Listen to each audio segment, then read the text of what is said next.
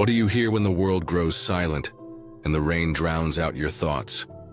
I stood alone in my friend's woodland cabin, surrounded by towering pines that groaned under the weight of a relentless storm. The air was thick with the scent of wet earth and ozone, each clap of thunder rattling the old windows. I was there for Molly, her cat, a creature as solitary as the house itself, who feared the chaos of tempests. My friend had left for a family trip, entrusting me with her home and her skittish pet for the weekend. Feel the stillness now, the way it wraps around you like a shroud. The isolation was intoxicating, a retreat from the city's clamor, but beneath the peace, something felt off. The storm began the day before she left, a gray veil descending over the forest, and it hadn't relented since. That Saturday morning, I sank into the plush couch, a book in hand, savoring the quiet. Molly lounged in a distant corner, her green eyes glinting like emeralds in the dim light. The rain pattered against the roof, a hypnotic rhythm that lulled me into a dreamlike haze. Close your eyes and listen. Can you hear the world breathing? But then the sharp trill of the house phone shattered the trance. I froze, my pulse quickening. Who calls a landline anymore? The caller ID read unknown number. I hesitated, my fingers hovering over the receiver, but let it ring out. What if it was her, needing me? Moments later it rang again, the same faceless label on the screen. I ignored it, but this time the answering machine clicked on. A man's voice, low and deliberate, pierced the silence. "Sarah," he said, my friend's name, as if testing the air for her presence. Then nothing, just a faint hum before the line went dead. My skin prickled, a chill unrelated to the damp air. Who knows her name? Who knows this place? I grabbed my phone and texted her, mentioning the call, but no reply came. She was probably caught up in her trip, I reasoned, pushing the unease aside. Don't let it haunt you. Keep moving. I busied myself with mundane tasks, cooking, flipping through channels, anything to drown out the nagging doubt.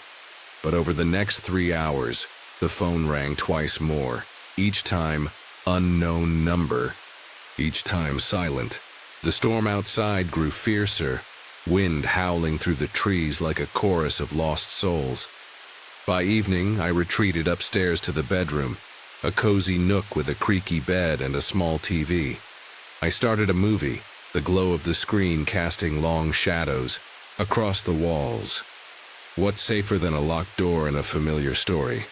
Halfway through, I remembered Molly. I hadn't checked her food or water since morning. Guilt nudged me downstairs, the wooden steps groaning under my weight. The living room was dark, save for the faint flicker of lightning through the windows.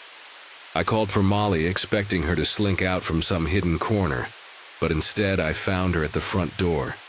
She stood rigid, her fur bristling, staring at the narrow crack beneath the door as if it held secrets.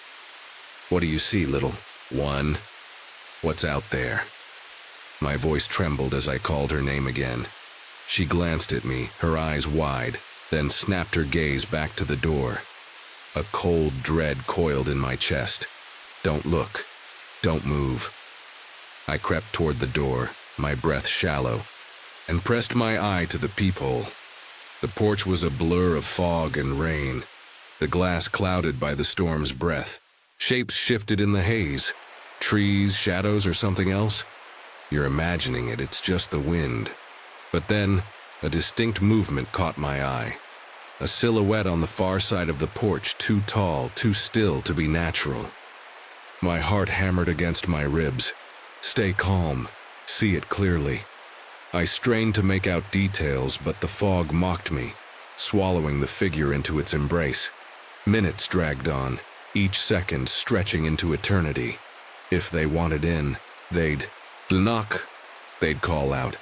I clung to that thought, willing it to be true. I stepped back, my hands shaking, and turned to check Molly's bowls. The kitchen was a sanctuary of normalcy. ceramic tiles, a humming fridge. But the unease followed. Me. I filled her dishes, grabbed a bag of chips, and passed the front door again. Molly was gone. "Where are you, girl?" I peered through the peephole once more. The porch was still foggy, but the silhouette I'd seen was missing, as if it had dissolved into the night. Was it ever there? My mind spiraled, caught between doubt and fear. "You're safe inside. You're alone." I scooped Molly up from the kitchen floor and carried her upstairs, her warmth a fragile anchor against the growing dread. Back in the bedroom, I resumed the movie, but the story felt distant, drowned out by the storm's relentless roar. Focus. On the screen. Forget the door. 30 minutes later, Molly stirred, leaping off the bed with a suddenness that made my heart lurch. She padded to the bedroom door, her posture mirroring her earlier vigil at the front entrance. She stared at the crack beneath, unblinking, her tail twitching. "No, not again." My voice cracked as I called her name, but she didn't budge. "What's out there? What do you know?" The air grew heavy, as if the room itself held its breath. I slid off the bed, my bare feet cold against the hardwood, and approached the door. Listen closely now. Hear the truth. I pressed my ear to the wood, straining for any sound beyond the storm. Nothing. Silence, thick and oppressive. I crouched, my eyes level with the crack under the door. Look. See it for yourself. The hallway beyond was pitch black, but then a shadow shifted inches from the door. Feet. Human feet. My body recoiled, a scream trapped in my throat. They're here. They're inside. My gaze darted to the doorknob. It was unlocked, a fatal oversight. Lock it now. Save yourself. I lunged, snapping the bolt shut, and in that instant footsteps thundered away down the stairs, fading into the storm's cacophony. My hands trembled as I dialed 911.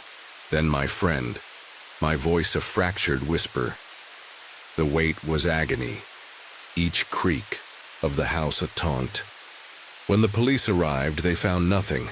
No footprints, no signs of entry, just an empty house and a storm that hid all sins. They theorized it was a stalker, someone fixated on my friend, perhaps the same voice from the answering machine. The phone number was untraceable, a dead end. Who was he? What did he want? I replayed the night in my mind, each moment sharper, more vivid. Had he called to confirm the house was empty? Did he know I was there, watching me through the fog? He was so close, just beyond the door. My friend's absence felt like a cruel twist of fate. Was he waiting for her return? Or was I the unintended target? The questions gnawed at me unanswered. The storm raged on as I left that house, Molly in my arms, the memory of those footsteps echoing in my dreams. The silence screamed louder than any voice, a suffocating void that swallowed my apartment whole. I was alone, jobless, my life unraveling like a frayed thread after the office slashed me from their budget. Listen to the hum of my laptop, the only pulse in this lifeless room. Its sickly glow burned my eyes as I scoured job listings, each rejection a knife twisting deeper. Then a ping, like a heartbeat in the dark. An email from Zach, a name that scratched at some buried memory. Notice the chill as you read his words. A sales job, good pay, an interview tonight. The clock read 6 p.m., the urgency clawing at my gut. I typed a reply, my fingers trembling, unaware I was stepping into a trap woven from my own desperation, a shadow waiting to claim me. The air in my apartment was heavy, thick with the stale scent of instant noodles and unwashed laundry. I'd been at it for hours, my eyes burning, my fingers numb from typing cover letters that no one would read. I showered, dressed, and drove through streets slick with evening mist. The address led me to a squat, unmarked building.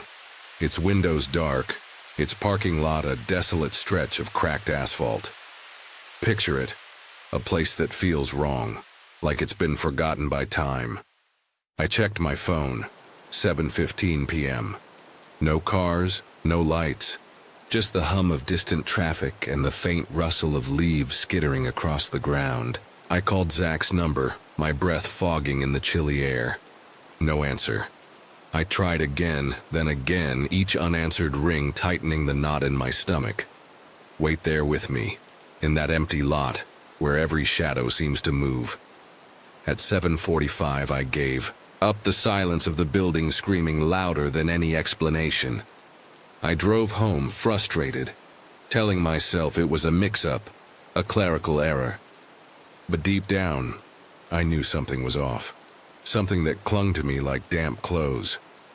Back home I collapsed onto the couch, the apartment's familiar creaks and groans wrapping around me like a frayed blanket. I cracked open a beer, its bitter tang grounding me as I flicked on the TV. The news droned on, but my mind wandered, replaying the empty parking lot, Zach's unanswered calls. Let yourself sink into that unease where every sound feels like a warning. Then I heard it, a faint scuff like a foot dragging across the floor above. My apartment was on the top floor. No one should be up there. I froze, my pulse hammering, in my ears, straining to hear it again. Nothing. Just the wind, I told myself, or the old building settling. But the sound lingered in my mind, a splinter I couldn't pull out. I shook it off, or tried to, and stayed on the couch, the TV's glow painting the room in flickering blues. Hours passed, my eyelids growing heavy, the beer can warm in my hand. Drift with me into that hazy space where reality blurs at the edges. Another sound jolted me upright, a soft thud, like a book slipping off a shelf coming from upstairs. My mouth went dry. I stood, my legs unsteady, and peered out the window. The street below was still, the trees motionless under a moonless sky. No wind, no excuse. I grabbed my phone, its light harsh against the darkness, and tiptoed to the staircase. Feel the cold floor under your feet, the way each step pulls you closer to something you don't want to face. The upstairs hallway was a tunnel of shadows, the air thick with dust and something metallic, like old coins. I flicked on the light, but it only deepened the corners, making them seem alive. My bedroom door was ajar, though I swore I'd closed it. Step inside that room, smell the faint staleness, see the bed you left hours ago. I pushed the door open, my breath shallow, and scanned the room. Everything was as I'd left it. The desk cluttered with job applications, the blinds half drawn, the closet door shut, tight. But the silence was wrong, too heavy, like a held breath. I crossed to the bed, my shadow stretching across the wall, and sat, trying to convince myself I was imagining things. Then it came again, a slow, deliberate scrape, like wood sliding against wood from the closet. Hear it now, that sound that stops your heart. My eyes locked on the closet door, its outline barely visible in the dim light. It was moving, inching open, the gap widening like a wound. I couldn't move, couldn't breathe. My body caught in a trance of terror. Look closer, see the darkness. Within, alive, waiting. A shape emerged, a figure tall and gaunt, its eyes glinting like wet stones in the faint light. It didn't move, just stood there, staring, as if it had been watching me all along. Feel the scream trapped in your throat. The moment where dream and nightmare collide. I snapped out of it, my body surging with adrenaline. I grabbed my phone and bolted, my bare feet slapping against the floor. The figure didn't chase me, but I felt its presence, heavy and oppressive, as I stumbled down the stairs and out the front door. I called 911 from the yard, my voice shaking, my eyes fixed on the house. Stand there in the cold, watching the windows, knowing something is still inside. The police arrived, their flashlights cutting through the night. They found him in the closet, still crouched among my clothes, his hair matted, his clothes filthy, his eyes wide and unblinking. He didn't resist, didn't speak, just let them drag him away. Later they pieced it together. He'd created fake job listings, hundreds of them, luring people like me to empty buildings. My resume gave him everything, my address, my schedule, the moment I'd be gone. He'd slipped in while I was at that sham interview, hiding, waiting. Think about it, someone in your home inches away while you slept. The cops never learned what he planned, but the thought of him there in my closet, his breath mingling with mine in the dark, haunts me still. I moved out the next week, but the shadows followed. A reminder that safety is just a lock we hope holds. Every night I check my closet, my heart racing, half expecting those eyes to stare back. The apartment is gone, but the fear lingers. A ghost that never leaves, whispering that nowhere is truly safe. I'm 44, retired, living in a house perched on the edge of nowhere. Flat, lifeless farmland stretching endlessly in every direction. The nearest town, a 20-minute drive, is barely a speck on the map. Dirt roads, sometimes gravel if you're lucky, are the only veins connecting me to the outside. My days blur into routine, but that day something shifted. Imagine sitting alone, the world silent except for the rain's hum, when a stranger's gaze pierces your sanctuary. It was noon when I stepped onto my porch, the air thick with damp earth, to light a cigarette. The rain's rhythm was hypnotic, lulling me into a trance. Then a distant rumble broke through, a sound that didn't belong. Far down the dirt road, a figure emerged, riding a motorcycle, maybe an ADV or dirt bike, slicing through the rain like a blade. Feel the unease creep in as a stranger approaches your isolated home. The flat land let me see him from miles away, but the rain blurred his form, making him seem like a ghost materializing from the mist. I assumed he'd mistaken my driveway for a path. Nobody comes here. But he kept coming closer until he stopped near my garage. An older man, his face hidden by a full-face helmet, sat motionless, staring at my house. My cigarette burned forgotten in my hand. What would you do if someone watched you, uninvited, in your own space? He turned, locked eyes with me for a heartbeat, then spun his bike and vanished back into the rain. The encounter was so strange, so out of place it felt like a dream slipping away. I stayed on the porch, the rain's drone anchoring me, trying to convince myself it was a mistake. Inside, I shook off the unease. I brewed coffee, its bitter warmth grounding me, and called my brother. We talked about nothing, weather, old stories, while the rain tapped the windows.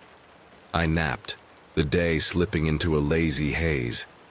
The incident faded, a half-remembered shadow. But some shadows don't stay buried. Around 8 p.m. the storm turned vicious. Thunder roared, lightning split the sky, and the rain pounded my old roof like fists.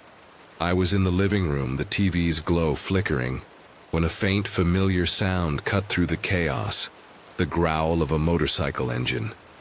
Close your eyes and hear it. A sound that shouldn't be there growing closer. My heart stuttered. I rushed to the front window, peering into the fog. A single headlight bobbed through the darkness, carving a path toward my house. Why would they return in this storm? As it neared, the light vanished, swallowed by the night. Silence followed, heavy and wrong. Feel your pulse race as the world outside turns hostile. I grabbed my shotgun from the bedroom, its weight a cold comfort. I wasn't sure if they were lost, desperate, or dangerous, but I was alone, miles from help. I moved from window to window, the storm's roar masking any sound. Minutes dragged, each one stretching my nerves thinner. Then, through the back window, I glimpsed a shape in the fog. Human, fleeting, gone before I could focus. Something's out there, watching you. My breath caught, the air suddenly too thick. I heard it then. Muddy footsteps splashing against the house, close, deliberate. I darted to each window, but the figure always slipped away. A phantom playing with my fear. You're not imagining this. They're real. I couldn't wait any longer. Act now, or lose control. My hands trembled as I ran to the garage, climbed into my truck and hit the door opener. The storm's fury drowned out the engine as I pulled out, slamming the door shut behind me. I swung the truck around, facing the house, and flicked on the high beams and bar lights. The world exploded into clarity. See it now. A man cloaked in black standing at your window. He was there, inches from the glass, a hammer gleaming in his right hand. His eyes, wild and unreadable, met mine for a split second before he bolted, sprinting behind the house. I caught a glimpse of his bike, half hidden in the grass, as he mounted it and tore into the dark. He was going to break. He was going to hurt you. I didn't sleep that night. The storm raged on, but the house felt hollow, violated. At dawn, I drove to town. The sheriff's office, my only refuge. I told them everything. The bike, the hammer, the footsteps. They took notes, promised to patrol, but found no trace of him. Some nightmares don't leave footprints. I still don't know who he was or why he chose my house. The hammer in his hand haunts me, a silent promise of what might have been. I'm safe now, but every rain brings that engine's growl back, echoing in the dark. The air in Mexico was heavy that night, thick with the scent of rain-soaked asphalt and the faint tang of tequila lingering on my breath. I'd crossed the border from Texas earlier, a routine I'd mastered over years of splitting my life between two worlds. School in the States, home in Mexico, where the cartel's shadow loomed like a storm cloud, constant but rarely acknowledged. Feel the weight of it now, the way it presses against your chest. I was used to canceling plans when gunfire echoed in the streets, to the unspoken rules of survival. But nothing prepared me for what waited in the dark. My ex-girlfriend's house sat in a gated enclave, a pocket of wealth carved out of the city's chaos. The neighborhood gleamed with manicured lawns and iron fences, a facade of safety that felt like a lie. Her parents were gone for the night, leaving her and her little brother alone, so she invited me over. Why did I say yes? We drank too much, the room spinning with laughter and the burn of cheap liquor. By 2 a.m., we craved air and something stronger. Weed from Texas, a reckless trophy I'd smuggled across the border. Step into the night now, feel the danger calling. We stumbled out, giggling, to the basketball court behind her street, a concrete slab tucked against a mansion that screamed money. Its driveway glittered with sleek cars, their chrome catching the moonlight. I lit the joint, the smoke curling, like a ghost between us. "Who lives there?" I asked, nodding at the house. She exhaled, her voice casual. "Cartel." What did she just say? My laughter died. She wasn't joking. She told me about 2014, when the Mexican army locked down the block, hunting the men who called that mansion home. You're standing in their shadow. Run. My buzz soured into panic. What are we doing here, smoking foreign weed behind a cartel? Safe house at 2 a.m. My voice cracked, anger mixing with fear. She shrugged, unbothered. But the night felt alive now, watching us. Don't move, don't breathe. The court was silent, save for the rustle of palm trees and the distant hum of the city. Then headlights sliced through the dark. A white pickup.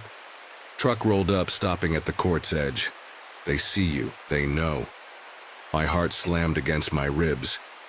"We need to leave," I hissed, but she waved me off. Probably just kids making out. Kids don't park like that, silent and still. The truck's engine idled, a low growl that vibrated in my bones. 5 minutes passed, each second stretching into a nightmare. Get up. Walk away. We stood, and the truck's tires screeched, peeling out as if it had been waiting for us to move. Relief flooded me, but it was a lie. You're not safe yet.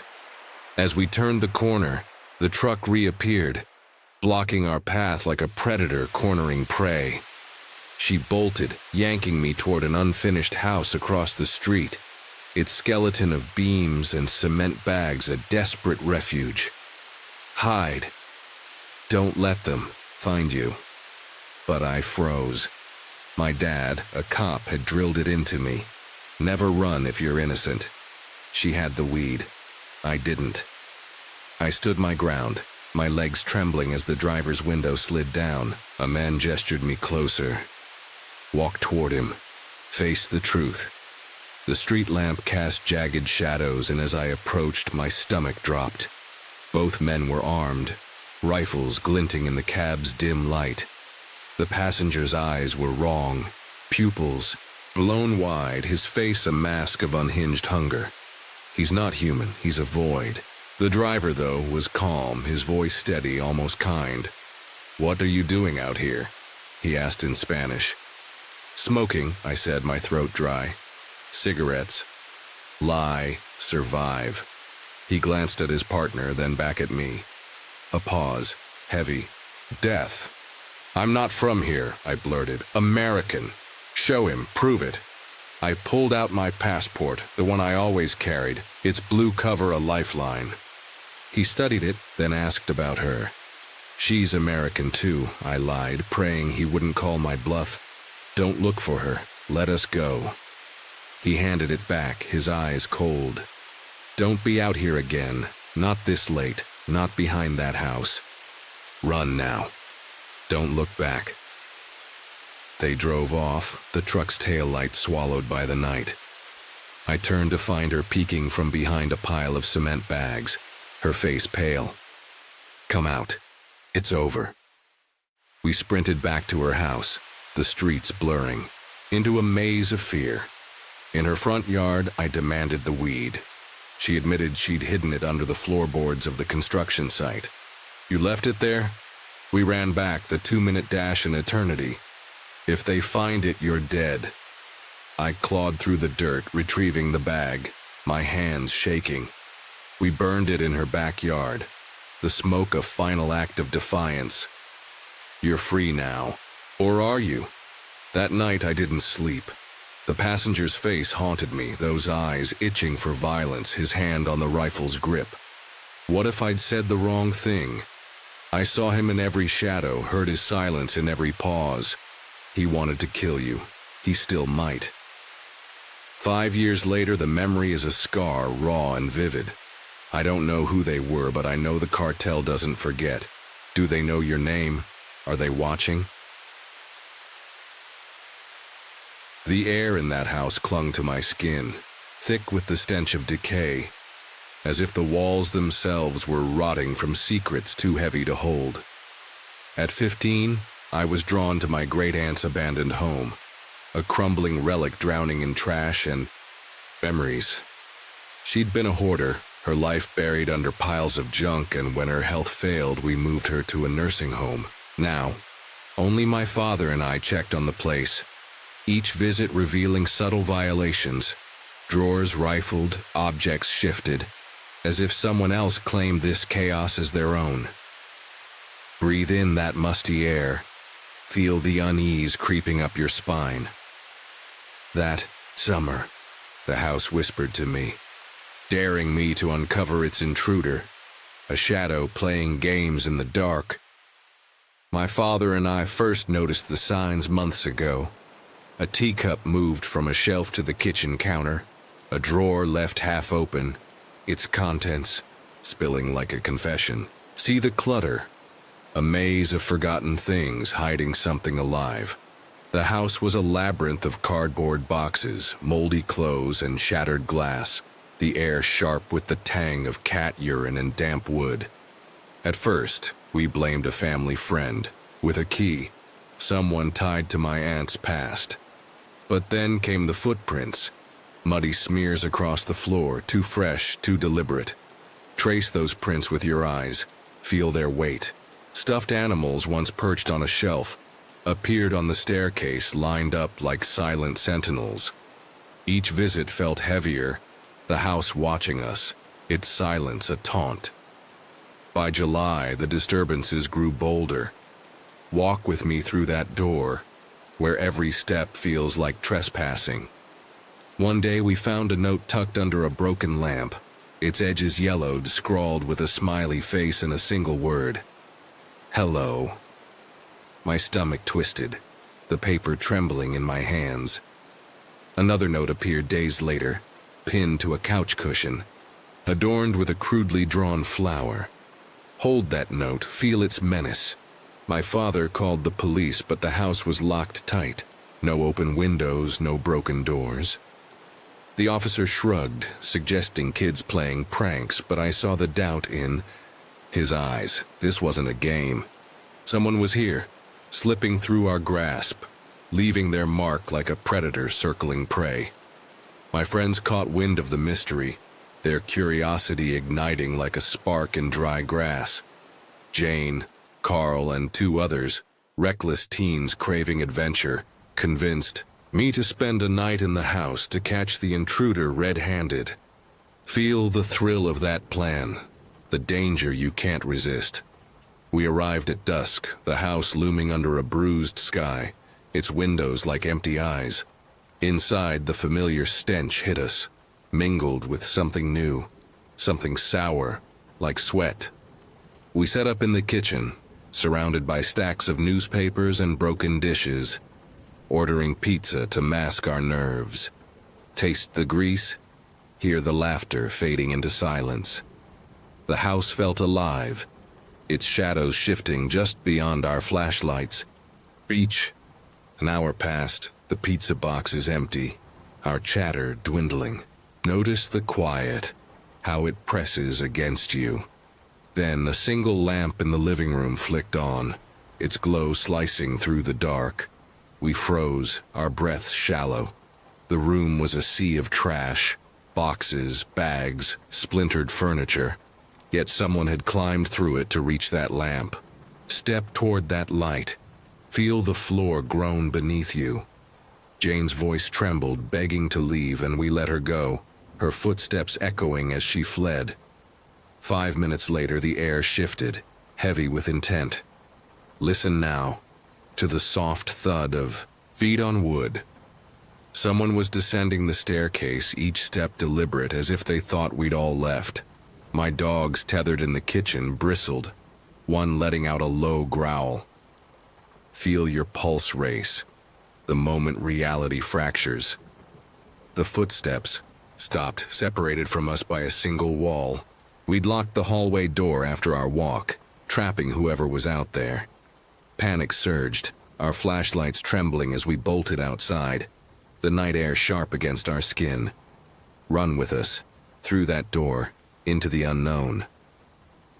Huddled in the yard, we called the police, our eyes fixed on the house. Then a voice, low, male, muffled, drifted from a second-story window, slightly ajar. Strained to hear it, the words slipping away. He was talking, maybe on a phone, his tone urgent, clipped, something about being caught. The police arrived, their flashlights carving paths through the dark. Stand there watching them enter, knowing something waits inside.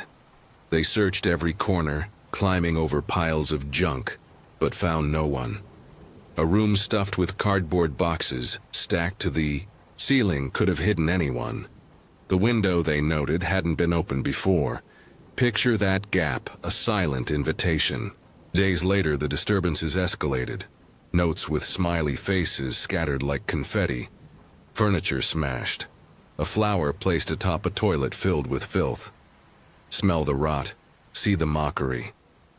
We checked the house hourly, but the intruder was a ghost. always one step ahead. One night, a friend drove by and saw figures behind the curtains, their outlines faint against a flickering light. Watch them, those shapes in the dark daring you to return. We rallied, 7 of us, determined to end this.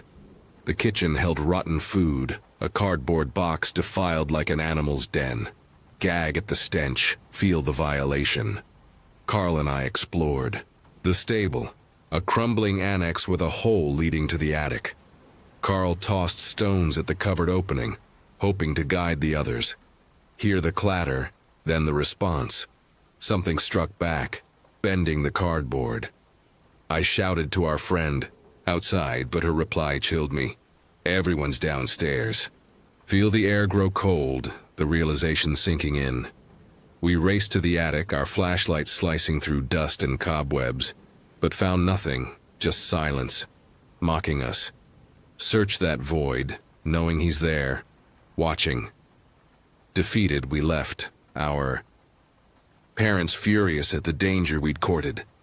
Months passed, the house untouched, its faint lights haunting our drives by. Eventually it was sold, gutted and reborn, its secrets buried under fresh paint.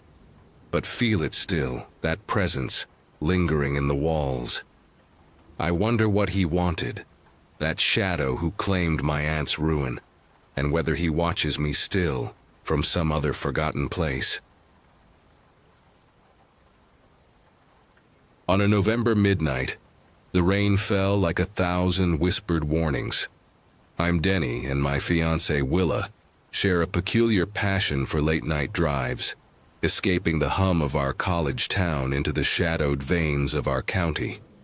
Picture yourself lost in a maze of rain-drenched roads, where every mile feels like a descent into a nightmare.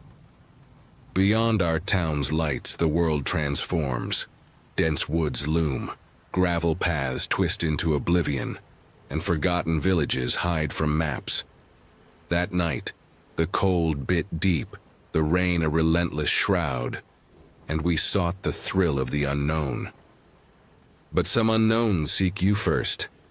The Mazda's headlights battled the mist, barely illuminating the mud-slick trail we'd stumbled onto. Willa clutched my phone, its faint glow painting her face in eerie hues, her fingers trembling as she traced. Google Maps? Feel the weight of solitude press down, heavy as the dark. No other cars, no signs of life, just gnarled trees reaching like skeletal hands. 200 Street West should be near, Willa murmured, her voice tight, nails chewed to the quick. It connects to Rye Road, somewhere we recognize. Have you ever felt the world slip away, leaving you adrift? 30 minutes crawled by, each second stretching my nerves taut. But the road never came. Our usual excitement curdled into dread. I suggested turning back, my voice low. But Willa's gaze darted to the ditches, too deep, too narrow for our car's wide turn. My heart thudded, the rain's steady beat mocking my unease. We pressed on, the night swallowing us whole. Listen to your gut, or face the consequences. 10 minutes later, a thin black road appeared, winding up a hill like a serpent through the forest. I turned, the car jolting as branches scraped the doors, their touch a sinister caress. The climb felt endless, the rain hammering down, each drop a pulse in my ears. At the summit, a paved clearing unfolded, and our headlights unveiled a vision of decay. Behold a house rotting in the woods, its very presence a curse. It squatted amidst the trees, windows shattered like hollow sockets, siding peeling like decayed flesh, shingles scattered across a yard drowning in ruin, rusted barrels, mangled, car parts, broken bottles, concrete slabs, all ensnared by ivy's choking tendrils. A Chevy pickup, ancient and battered, lurked in the debris, half devoured by the earth. Willa's breath caught, her voice a desperate plea. "Denny, we need to leave, now." Pause as the darkness moves. Willa's shaking hand pointed to the yard, where dozens of cats slunk through the wreckage, their eyes glinting like embers, watching us with unnatural intensity. The air thickened, as if the house itself exhaled a malevolent force. What kind of place holds such watchers? I gripped the steering wheel, my knuckles pale, sweat beading on my brow despite the cold. Before I could act, a sudden jolt rocked the car. A rock, small but deadly, struck the windshield, cracking it into a fractured web. Willa's cry cut through the night, her fingers digging into my arm. "Denny, what was that? What's happening? Out there?" Terror grips you, cold and unyielding. My blood turned to ice, the rain streaming black, blurring the edges of reality. A figure emerged from the bushes. A man, his navy coat encrusted with filth. A shovel held like a promise of violence. His beard was wild, his eyes hollow, staring through us with a chilling void. Flee, or become their prey. Then, the house came alive. A tall, skeletal woman stepped onto the porch, her gray hair a tangled mess, her hands unnaturally dark, smearing something viscous across her skirt. The headlights couldn't reach her eyes, leaving shadowed pits where they should have been. Some sights carve themselves into your memory. She stared, unblinking, as the cats melted into the shadows. Willa's sobs filled the car, her hands fumbling with the door lock, her panic infectious. My vision narrowed, hands trembling as I slammed the car into reverse. Tires spun, crushing debris beneath them, and we sped down the hill. The house, fading into the mist like a fading nightmare. Believe you're free? Check the mirror. Willa's cries softened as we hit a straight road, the woods thinning into open fields. I exhaled, clinging to the fragile hope of safety, my hands still shaking on the wheel. But then, a glow flickered in the rearview mirror. Headlights, steady and menacing. Feel the fear rise, a tide you can't escape. They followed, mirroring every turn, every desperate swerve, their presence a silent threat. My stomach churned as I recognized the shape, the Chevy pickup, its rusted frame a ghost from the house. They're not done with you. For 30 minutes, pursued us, a predator in the rain, its intent unspoken but palpable. Willa clung to my hand, her nails drawing blood, her breath shallow with terror. I pushed the Mazda to its limits, the engine protesting, until we reached a gas station, its neon lights a beacon of fragile hope. The truck slowed, then passed, its taillights vanishing into the night. But are they truly gone? We stayed at the A station, hearts racing, buying food we couldn't stomach, asking directions we didn't hear. My eyes darted to the rearview mirror, every shadow a potential threat, every movement a reminder of our pursuer. The drive home stretched into eternity, the rain a constant echo of that house, its cats, its woman, its unspoken horrors. Some encounters leave scars that never fade. We reached home as dawn broke, collapsing into bed, but my body wouldn't still, my teeth chattering with a fear I couldn't shake. That night replays in my dreams, the cat's burning eyes, the woman's dark hands, the pickup's relentless chase. What did we stumble into, and why does it still feel so close? The Montana wilderness stretched endless before us, a sea of pine and shadow under a moonless sky. My uncle's truck rumbled down a 2-lane dirt road, its headlights carving fleeting paths through the dark.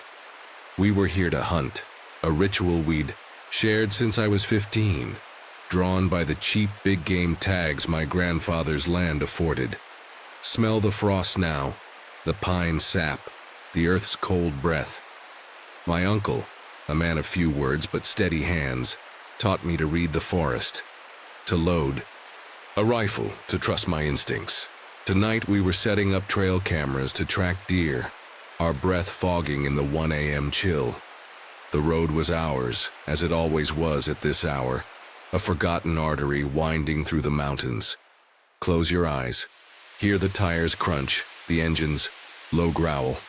I leaned back, the leather seat creaking, my mind drifting to past hunts.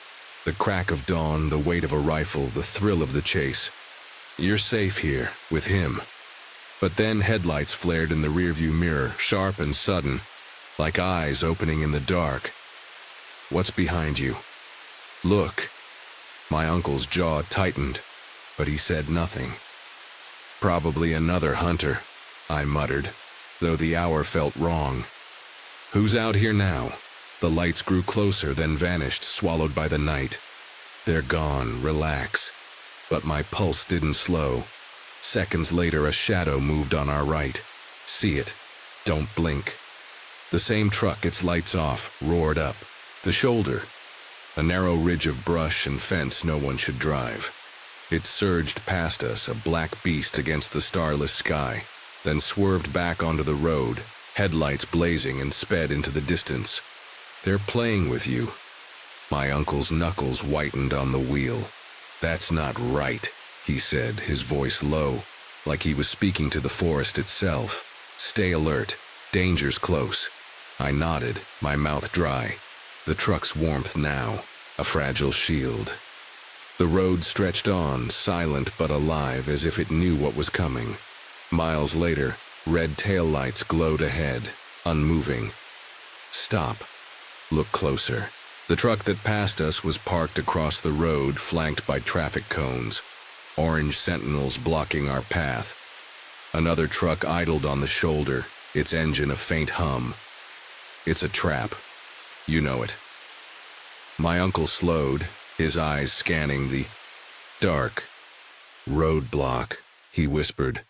And I remembered an article I'd read, bandits in far-off places staging ambushes to rob and kill. Don't laugh now. This is real. I started to tell him, my voice shaking, when 4 men emerged from the trucks. They're coming. Prepare yourself. 2 stayed by the lead truck's tailgate, their silhouettes sharp against the cone's reflective tape. The other 2 approached our window, their steps deliberate like wolves circling prey. Breathe. Stay calm.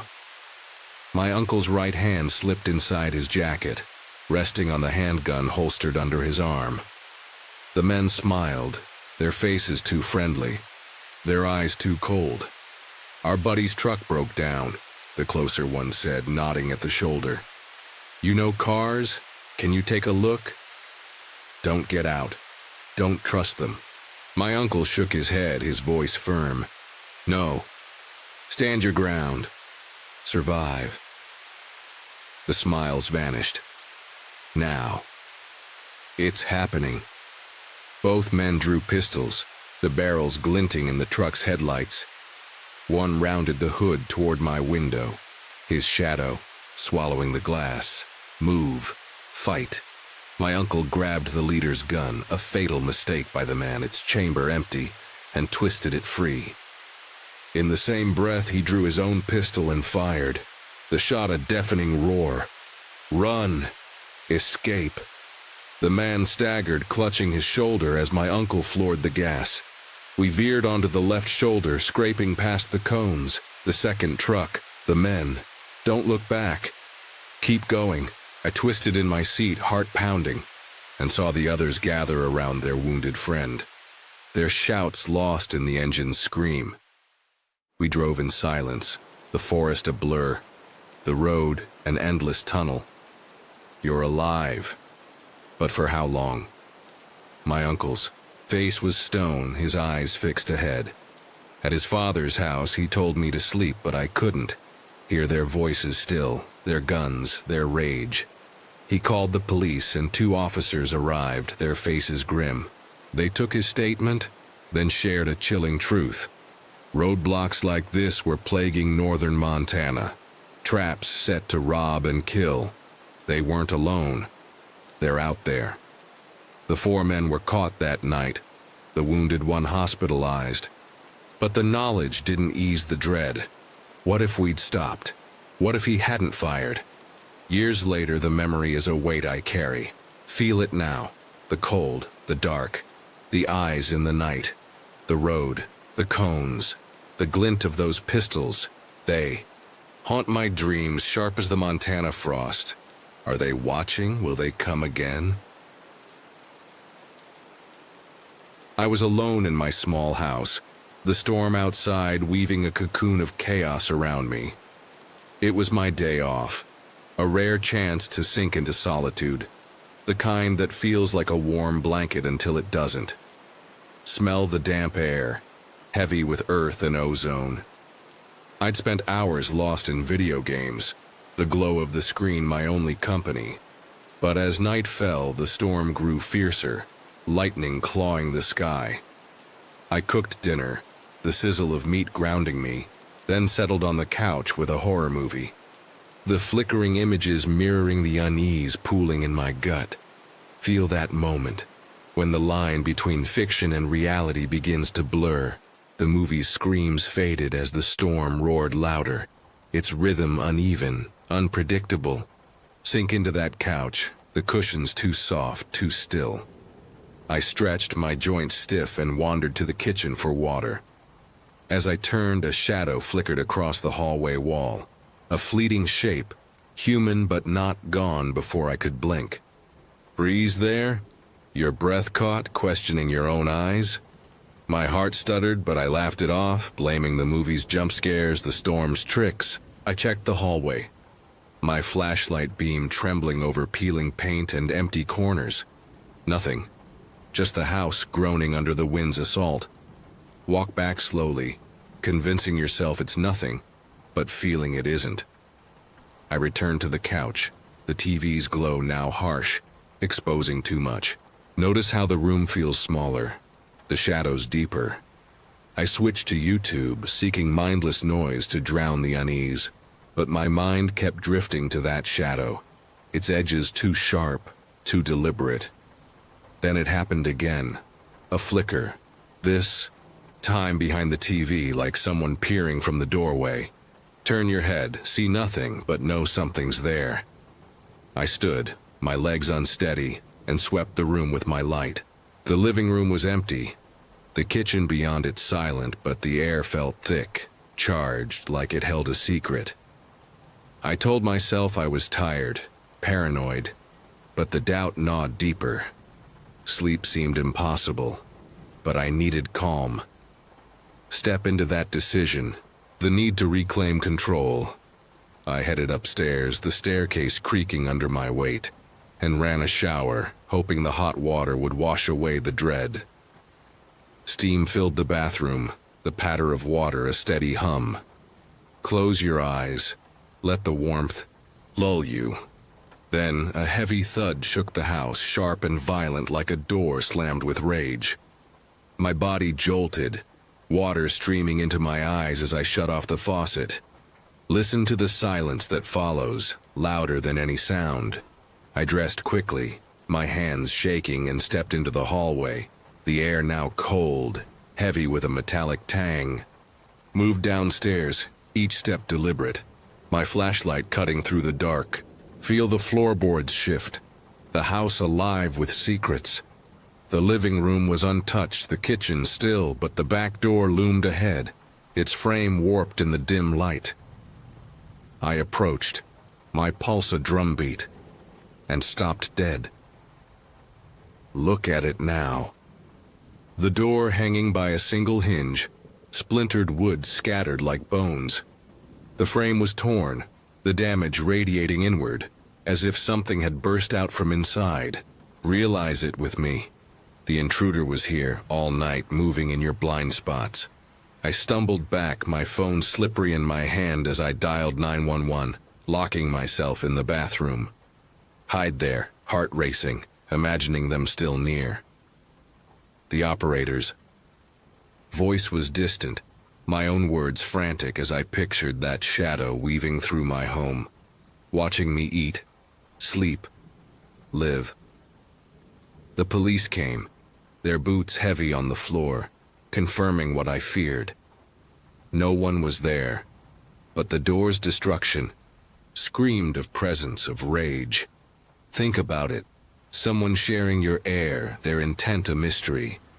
They'd been here maybe for hours, their footsteps masked by the storm, their eyes on me as I sat unaware. I haven't slept well since, each night a battle with the dark, wondering if they'll return, their shadow forever burned into my home. I'd driven 2 days to visit my parents, choosing an Airbnb in a small city where rentals came cheap. Imagine stepping into a neighborhood where the darkness feels alive, its gaze heavy on your skin. I arrived just after sunset, parking in the driveway of a house that stood alone in its glow. The street was a void. No streetlights, no cars, no signs of life. Every other house loomed dark, their windows like empty eyes, save for the faint flicker of a light or two in the distance. The air felt thick, as if the town held its breath, waiting. What kind of place feels so forsaken at dusk? I pushed down the unease, attributing it to small-town strangeness, and stepped inside. The house was warm, a deceptive comfort against the chill outside. I unpacked slowly, my only plan to rest after the exhausting drive. In the bedroom, I settled with snacks, the TV casting a soft glow as I played a movie to unwind. The hours slipped away, the night growing heavier, until around 9 or 10. A sound pierced the calm. Pause. Something stirs in the dark. I muted the TV, my pulse quickening. The sound came again, persistent, deliberate knocking at the front door. I checked my phone, expecting a message from the host, but found nothing. Who seeks you out in the dead of night? My feet felt leaden as I approached the door, the knocking unrelenting, each strike a demand. I opened it, and there stood a man in his 30s, his black winter hat pulled low, his red flannel tattered at the edges. His face contorted in confusion, eyes narrowing as if I were an intruder in his space. I forced a greeting, my voice thin. He flashed a fleeting, awkward smile. Then his expression turned cold, hollow. He muttered something unintelligible, turned, and vanished into the darkness, his silhouette swallowed by the street. I stood rooted, the door's lock a fragile barrier as I secured it, my mind racing. What did he see in me that made him flee? The encounter clung to me, a shadow I couldn't shake, but I forced myself back to the bedroom, the movie a distraction I barely registered. The night passed uneasily, and I rose early to visit my parents, the day a welcome escape. I returned to the Airbnb at 6, fatigue weighing heavy, and retreated to the bedroom, the TV's light my only solace. But at 9, the knocking returned, a sinister echo of the previous night. Feel the dread coil tighter, a noose around your heart. My phone showed no messages, no calls. I approached the door with trepidation, peering through the peephole. It was him, the same man, same hat, same flannel. His presence a haunting refrain. I cracked the door, my voice trembling but firm. "What do you need?" His reaction was sharper this time, his shock palpable, as if my existence defied his reality. "Is everything okay? Are you looking for someone?" His face was a mask, his voice a monotone whisper. "No." He turned and melted into the night, leaving me with a growing terror. Something hunts here, and it knows you're alone. I left the bedroom door open, every shadow in the hallway a threat, the house no longer a refuge.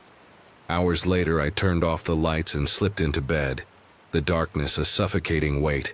Sleep came fitfully, but I jolted awake, the room a void of black, the silence oppressive. What rouses you when the world sleeps? My heart pounded, the air thick with an unseen presence. A faint sound drifted from outside, a whisper, low and unintelligible, like voices conspiring in the dark. Before I could grasp its meaning, a violent pounding erupted at the front door, each blow shaking the house, reverberating through my bones. I stumbled into the hallway, my bare feet icy against the floor, the air heavy with dread. A shadow darted past a window on the far side of the hall. swift and purposeful. They're out there, surrounding you. I reached the door, peering out, and saw him, the man in the flannel, his silhouette a familiar menace. But beyond him, deeper in the dark, another figure crouched, hidden, waiting with intent. My body went numb, adrenaline flooding my veins. I turned to grab my phone but froze. A pair of eyes locked onto mine through the back window, glinting with malice. You're trapped, and they see you. Panic surged, and I sprinted to the bedroom, the sound of footsteps multiplying outside, a relentless cacophony of pursuit. It wasn't just one or two. There were many, perhaps a dozen, circling the house like a pack of wolves. I dialed the police, my breath shallow, as I heard doors and windows being tested, their frames groaning under unseen pressure. The whispers grew louder, a chorus of intent I couldn't decipher, each attempt to enter a violation of my sanctuary. Minutes stretched into an agonizing eternity, the house a fragile shell against their siege, until the distant wail of sirens broke the night. The footsteps scattered, the whispers silenced, the threat dissolving into the void. They fled, but their shadow lingers. The police arrived, their lights cutting through the dark, but the host, when contacted, seemed more irritated than concerned, a jarring response to the nightmare I'd endured. They found no trace of the men, no clues to their purpose. Years later, I'm still haunted by questions. Who were they hunting? Another guest they mistook me for, someone they believed I was hiding? Or did they have a vendetta against the host, tracking this house to settle a score? Perhaps they were simply unhinged, drawn to the town's desolation. Some terrors never reveal their truth. That night etched itself into my soul. The man's hollow stare, the whispers in the dark, the feeling of being prey in a place meant to shelter me. Every shadow now carries their echo, every silence their threat. The winter wrapped my small house in a shroud of white, each flake sealing me into a world of quiet isolation. Last winter, a relentless snowstorm buried my street, forcing me to work from home, my desk pressed against the bedroom window. Feel the cold now, the way it seeps into your bones. My house was modest, 1 story, 2 bedrooms, a sanctuary of creaky floors and familiar shadows. The hybrid job kept me tethered to my laptop, the hum of the heater my only companion as the blizzard raged outside. You're safe here, aren't you? But safety, I learned, is a fragile lie. The snow fell all week, piling high against the windows, the wind howling like a restless spirit. Listen to it, hear its warning. That morning I rose early, brewed coffee, its bitter warmth grounding me, and settled at my desk. The world outside was a blank canvas, untouched save for the occasional drift sculpted by the gusts. Look closer, see the truth. I worked through the day, emails and spreadsheets blurring into monotony until 8 p.m., when the sky darkened to a bruised purple. Hungry and stiff, I stood, stretching, and headed outside to drag the trash bins to the curb. The cold bit my skin, my boots crunching through the snow's brittle crust. As I trudged back to the front door, something caught my eye. Stop. Look again. On the left side of the house, the snow was disturbed. Not the smooth, windswept surface of the yard, but a jagged line of footprints. Someone was here. My breath hitched, fogging in the air. The tracks were fresh, pressed deep, leading straight to my bedroom window. They watched you. I followed them, my heart pounding, each step a violation carved into the snow. Near the window, the prints clustered, as if someone had lingered, their gaze piercing the blinds. What did they see? The blinds were shut, but thin slats let slivers of light escape. Had they seen me, hunched over my desk, oblivious? You're not alone. I hurried inside, the warmth of the house a false comfort, Lock the doors, check the windows. I peered through the blinds, the tracks stark against the snow's glow, but no one was there. They're gone. Or are they? I called the non-emergency police line, my voice unsteady, reporting the prints. They promised to note it, but with no immediate threat. There was little they could do. Keep watch. Stay vigilant. I returned to work, glancing at the window every few minutes, the snow slowly filling the tracks like a wound healing over. By nightfall, they were gone, buried under. Fresh powder, it's over, sleep now. Before bed, I checked the window's latch. Locked tight, I swore it, and sank into restless sleep. Morning came, gray and heavy. Look outside, confirm it. I shuffled to the window, rubbing sleep from my eyes, and froze. No, not again. Fresh. Footprints marred the snow, identical to before, a deliberate path to my window. They came back. My pulse roared, drowning out the wind. I threw on a jacket and boots, the cold air slapping my face as I inspected the tracks. They were deep, purposeful, clustering beneath the window like a ritual. They stood here, so close. The rest of the yard was pristine, no other signs, as if the intruder materialized from the storm itself. Who are you? What do you want? I called the non-emergency line again, my words tumbling out, but the operator's calm tone offered no relief. Stay safe. Keep checking. I forced myself to work. The laptop's glow a weak shield against the dread gnawing at me. Every creak of the house, every gust against the roof felt like a signal. They're watching. They're waiting. By 8 p.m., the sun long gone, I approached the window, my hand trembling as I parted the blinds. The snow was flat, untouched, a fleeting relief. You're okay, it's done. But as I let the blinds fall, my eyes caught the latch. No, it can't be. It was undone. The lock slipped free. My heart seized. They were here. They touched it. I checked it 3 times last night. How did they do it? My fingers grazed the handle, the window sliding open with a whisper, the cold rushing in like a predator. They could have entered. I stumbled back, my mind screaming, "Run, get out!" I crept through the hallway, eyes darting to every shadow, every corner. Is someone here? The front door was locked, the house silent, but the silence was a lie. They're inside. You know it. I grabbed my keys, slipped on boots, and sprinted to my car, the snow trapping my tires as I dialed 911. The wait was torture, my breath fogging the car windows, my eyes locked on the house. What's inside? Who's waiting? A police cruiser pulled up, its lights slicing through the dark. The officer entered, his flashlight beam dancing across the windows. Hurry. Find them.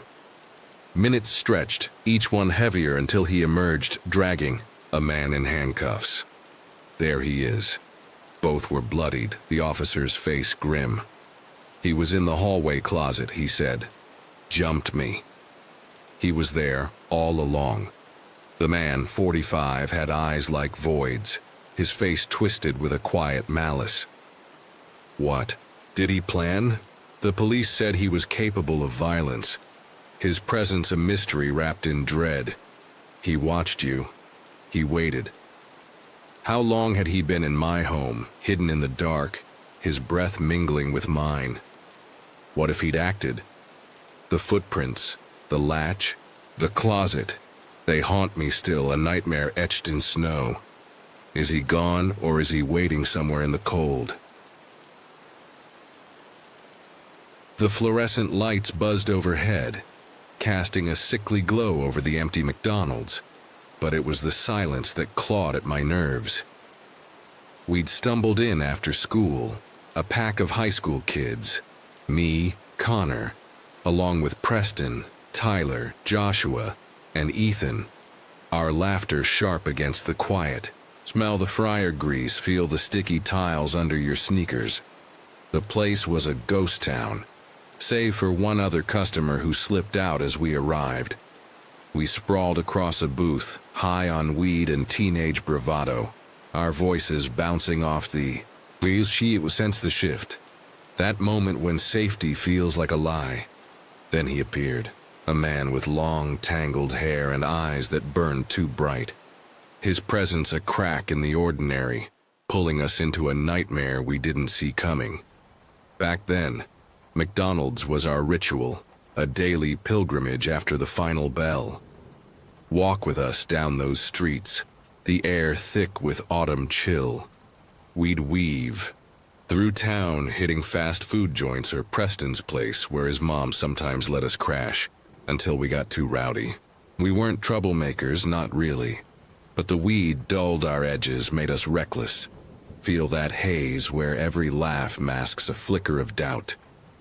That day, I had cash, a rare treat, and I splurged on an M&M McFlurry, its sweetness grounding me as we claimed the empty restaurant. The counter staff moved like shadows, their faces blank, and the stillness of the place felt wrong, like a stage set for something we couldn't name. We were loud, obnoxious, our voices filling the void. Hear the echo of our shouts, too bold, too careless. Preston was telling a dumb joke when the man approached, his boots scuffing the floor. He loomed over our table, his flannel stained, his hair a greasy curtain framing a face carved from hunger. Look at him now, his eyes locking onto yours. "Name's Billy," he said, his voice low, jagged like he hadn't spoken in days. Preston snorted, a laugh bursting out before he could stop it. Feel the air tighten the moment laughter turns to dread. Tyler and Joshua chuckled, and I couldn't help a smirk, the absurdity of his name. Billy, like some backwoods stereotype, hitting us all. But Ethan stayed quiet, his eyes darting to the door. Billy's face didn't change, but his eyes did. Stare into them, see the rage flicker like a storm. They narrowed on Preston, sharp and unblinking, a predator sizing up prey. My stomach twisted, the McFlurry turning sour in my mouth. Preston's laughter died, his face paling as Billy stood there silent, his hands clenched at his sides. Sense his restraint, the violence held just beneath. He claimed he worked here, his words clipped and threatened to kick us out. I mumbled an apology, my voice thin, urging the others to do the same. Speak those words, feel them catch in your throat. Billy lingered, his gaze sweeping over us, then turned and walked away, his shadow stretching long across the floor. We sat frozen, the restaurant's hum now oppressive.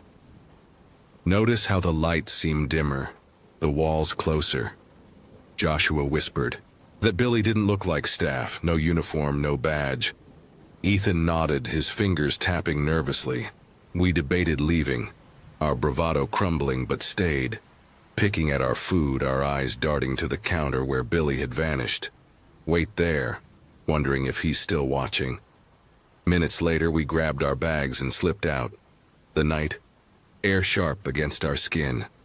The walk home felt longer, the street lights casting pools of light we hurried through as if the dark held his eyes. At home, I told my mom, expecting her to brush it off. Hear her voice, calm at first, then tense. She called the McDonald's manager, her face hardening as she listened. Billy didn't work there, hadn't for years.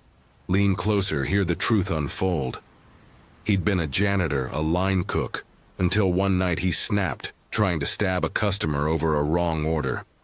The police took him away, declared him mentally unfit, and locked him in an institution. Picture him there, pacing, his eyes never dimming. He'd been released, but kept returning, harassing customers, a ghost the restaurant couldn't shake. My mom's voice trembled as she said he'd been arrested again, for trespassing, breaking his probation. The weight of it hit me later, alone in my room. Lie in that bed, the darkness pressing in. We'd laughed at him, unaware of the blade he'd once wielded. The mind that saw enemies in strangers. Think about it, his hands, inches from us, capable of anything. I saw his eyes in my dreams, those burning coals, and wondered what he'd seen in us. Targets, threats, or something else. Feel the chill, knowing you brushed against madness. We stopped going to that McDonald's, trading it for Taco Bell, Subway, anywhere his shadow couldn't reach. But the fear lingered, a stain on those carefree days, a reminder that danger hides in the mundane, waiting for a laugh to set it free. Late nights at McDonald's turned my world into a shadowed nightmare. I worked the drive-through window at a 24/7 McDonald's near my house, a job I despised despite its simplicity. Imagine being trapped in a place where every night feels like a descent into danger. The pay was meager, $9 an hour when I started, creeping up to $13 after 2 years as a manager. The raise came with burdens too heavy for the price, a weight that eroded my patience. I'd already planned to quit, but what happened that night sealed my fate, driving me away for good. I respect anyone who works to survive, and I'd never judge someone for flipping burgers, but this job drained me, until I found a better one, a place I now wake up eager to go to. But some scars never fade. Our McDonald's never closed, a beacon for late-night wanderers in a time before the world shut down. One man became a fixture, arriving at the drive-thru nearly every night at the same hour, his voice a grating ritual. He'd call me pretty, ask for my number, his words dripping with a persistence that made my skin crawl. Feel the unease settle in, a weight you can't shake. I'd reject him, my tone firm, but he never listened. For months he returned, his insistence a relentless tide, wearing down my resolve. I had to admire his tenacity, though it chilled me. Nothing in my life had ever been so unyielding. Then came a night when exhaustion and frustration boiled over, a bad week capped by a wretched shift. When he asked me out yet again, I snapped, my voice sharp with rage. "Leave, you creep, don't come back, or I'll have you arrested for harassment." I handed him his food, a bitter smile twisting my lips, hoping he'd finally understand. Some warnings awakened darker things. I regretted it instantly, shame washing over me. I wasn't raised to lash out, to let anger take the reins, but that night something primal overtook me. I thought he'd drive away, that it was over. Think again. Danger doesn't flee so easily. Within minutes he was back, not at the drive-thru, but inside, stepping into the kitchen where I stood frozen. It was 11 at night, the restaurant long closed since 8, leaving only me and 2 others, a skittish, skinny co-worker with no fight in him, and a 16-year-old girl who shouldn't have been there, kept late by our short-staffed manager.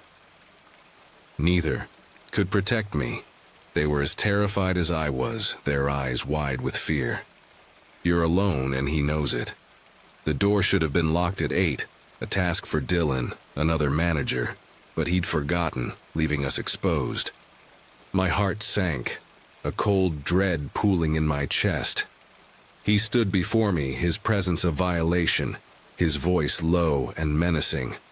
He claimed to have a gun, his hand hovering near his jacket, a threat he didn't need to show. "Call the police and I'll use it," he warned, his eyes glinting with a madness I hadn't seen before. Fear grips you, tight as a vice. I raised my hands, my voice trembling as I tried to calm him, to buy time. 15 agonizing minutes passed, each second a battle to keep him from erupting, until he finally turned and left, his footsteps fading. Into the night, relief flooded me, but it was short-lived. Anger surged again, a reckless fire, and I shouted after him, words I'd regret. "That's why you'll never have a girlfriend, you pathetic fool. Some mistakes pull you deeper into the abyss." He spun around, his face a mask of rage, and charged back toward the store. Run, or face what's coming. I locked the door, my hands shaking, and we fled to the back, where a door connected our McDonald's to a Marathon gas station next door. The owner, who ran both, kept it unlocked for employees to use the bathroom. A small mercy now. We burst through, my co-workers trailing behind, their breaths ragged with panic. A new hire at the gas station, a tall, imposing man, took charge, ushering us into a hidden corner and locking down the store. Through a secret door in the back, I escaped, ignoring their pleas to stay, driven by a desperate need to flee. My car waited in the lot's far corner, opposite where he'd returned. I sped off, the night blurring around me, leaving the others behind. Escape feels like freedom, but at what cost? He fled too, vanishing into the dark. His name was Gregory, a man with a warrant for his arrest caught months later. I never returned to that McDonald's, the memory too raw, the fear too real. I keep my name and the location hidden, a shield of anonymity I hope holds. This happened in a bigger city, a place I'll never revisit. Some places carry ghosts you can't outrun. The neon glow of the dive bar flickered across our faces, its warmth a cocoon against the chilly Monday night. Jessica and I had taken the week off, craving a girls' night to drown our stresses in laughter and cheap cocktails. Feel the buzz now, the way it blurs the edges of the world. The bar was nearly empty, the jukebox humming a lonely tune, and by 7:30 p.m. the alcohol had woven a dreamy haze around us.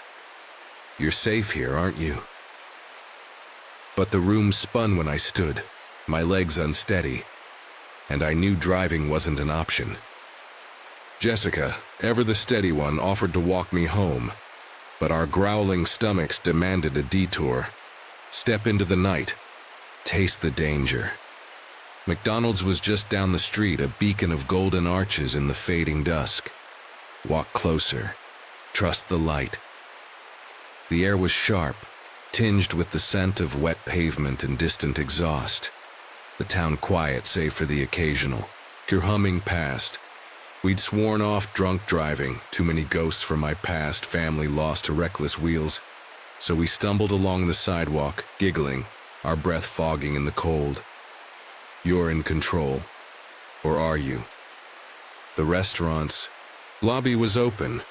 A rare stroke of luck, but the darkness pressed against its glass walls, the sun's last rays bleeding away. Outside, a man sat slumped by the window, his clothes tattered, his face shadowed. Look at him. See his eyes. He stirred as we approached, his gaze locking onto us, and my heart gave a small, uneasy lurch. Got a question, he mumbled, his voice rough, like gravel underfoot. Can you spare $20? Help him. Be kind. I shook my head, explaining I needed my cash for food, and we slipped inside. The restaurant was sterile, its fluorescent lights harsh, the counter staffed by a bored teenager. I ordered fries, but the alcohol dulled my appetite, leaving half the carton untouched. Don't waste it. Share it. Guilt nudged me, and I stepped outside, offering the fries to the man. His fingers brushed mine as he took them, his eyes glinting with something I couldn't name. He's grateful, isn't he? What about $15? He pressed, his tone sharper. I'm starving, you don't know how much it'd mean. Jessica had paid for my meal, so I fished out a $10 bill, the last of my cash, and handed it over with a smile. You did good. Move on. But his face twisted, a snarl replacing gratitude. Are you kidding me, bitch? What did he say? My breath caught, the word a slap in the quiet night. I stammered, explaining it was all I had, my voice trembling with shock. Stay calm, defend yourself. Anger flared, and I demanded the money back, the words spilling out before I could stop them. Don't push him. Don't. His eyes narrowed, a sick grin spreading. Want your stupid money, you dumb hoe? Come get it. He tucked the bill into his pants, his gesture a grotesque taunt. Run! Get away! Nausea churned in my gut. Don't look at him. Go! Jessica grabbed my arm and we turned, our steps quickening. But his voice followed, a venomous torrent of slurs and threats, each word a blade. He's coming, hear his steps. He screamed of violence, of assault, his words too vile to repeat, each one carving fear into my bones. Faster. Don't stop. We broke into a run, the street stretching endlessly before us, the lights of McDonald's fading behind. My phone shook in my hands as I dialed 911, tears blurring my vision, Jessica's gasps echoing beside me. Keep running. Survive.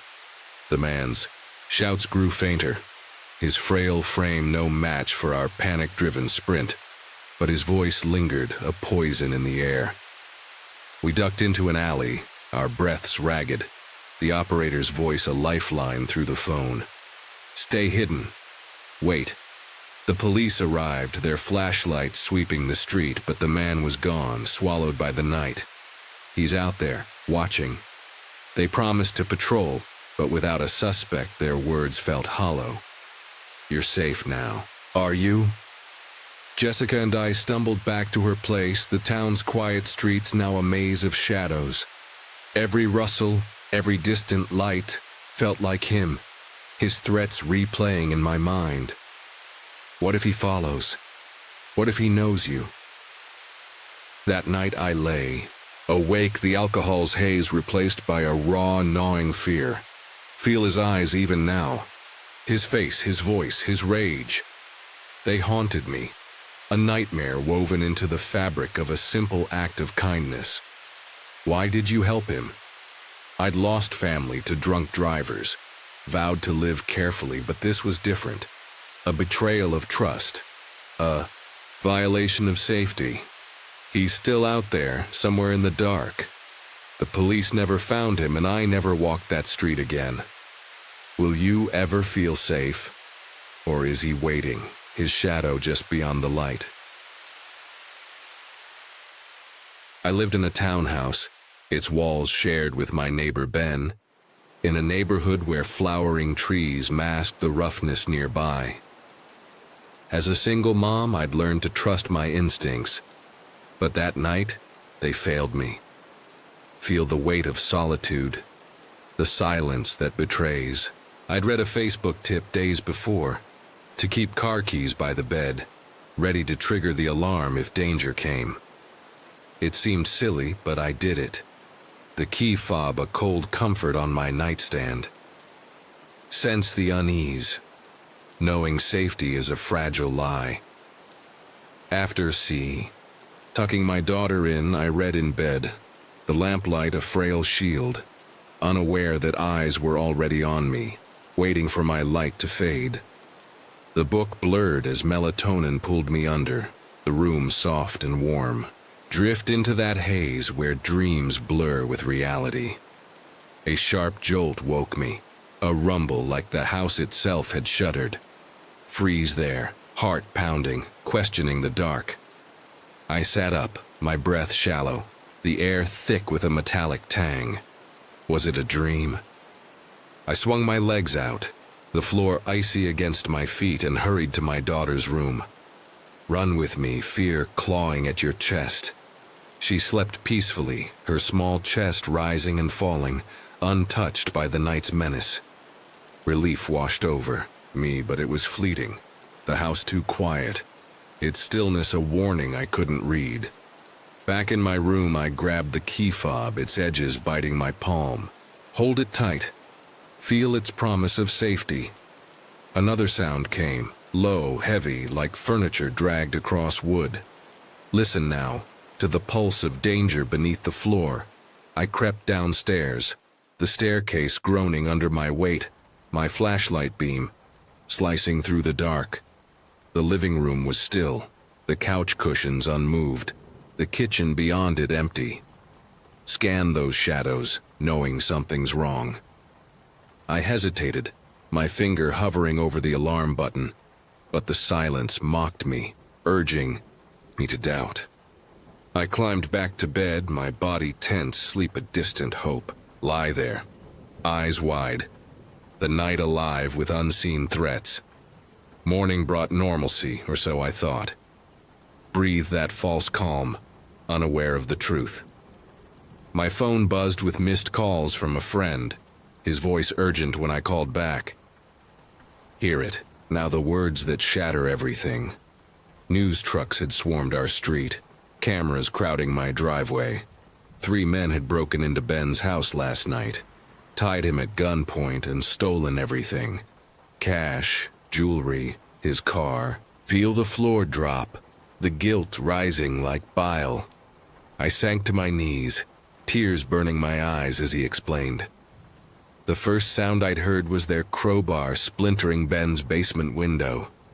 Picture it, the glass giving way, their shadows slipping. Inside, they'd seen my light, my silhouette at the window, and waited, patient as predators, until I turned it off. Realize it with me. They were watching, timing their move. The second sound, the one that shook the house, was Ben hitting the floor, tackled as he woke, his mouth gagged to silence his cries. See him there, bound, helpless while I slept. They'd kept him tied for 12 hours. His bedroom wall pressed against mine, their violence a heartbeat away from my daughter. I called Ben, my voice breaking, and he told me the police needed my statement. Stand with him, his eyes hollow, his kindness a knife.